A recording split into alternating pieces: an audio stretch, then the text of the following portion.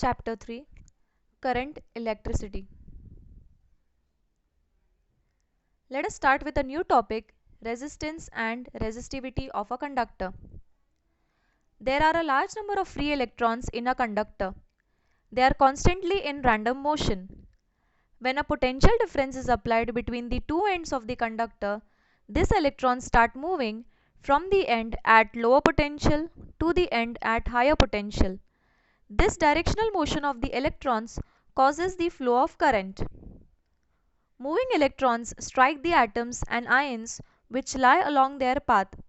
Such collisions cause hindrance to the flow of electrons and oppose the current. This hindrance is called the resistance of the conductor. Figure A shows random motion of electrons in the wire, and Figure B shows motion of electrons after applying a potential difference to the two ends of the wire. Resistivity. At a given temperature, the resistance, that is capital R, of a conductor depends on its length, that is capital L, area of cross section, capital A, and the material it is made up of. If the resistance of a conductor is R, then R is proportional to L, that is resistance is proportional to length. Also, R is inversely proportional to A, that is area of cross section. After combining the above equations, we get R is proportional to L upon A. Removing the proportionality sign, we get R is equal to rho into L upon A, where rho is the constant of proportionality and is called the resistivity of the material. The unit of resistivity in SI unit is ohm meter, and that resistivity is a specific property of a material and different materials have different resistivity. Let us see resistivity values of some materials. First, copper with resistivity value 1.7 into 10 raised to minus 8 ohm meter.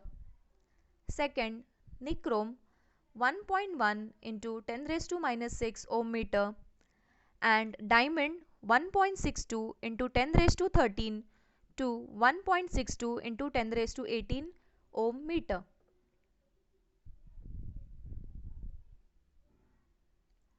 Let's understand the definition of electric circuit. A continuous path of an electric current through conducting wires connected to the two ends of a cell and other resistances is called an electric circuit. A circuit is depicted by a figure. This figure shows how different components are to be connected in the circuit by using special symbols for each of the components. Such a figure is called an electric circuit diagram. In the circuit, an ammeter is used to measure current and a voltmeter to measure the potential difference between the two ends of a resistor. As the voltmeter has a very high resistance, only very small current flows through it.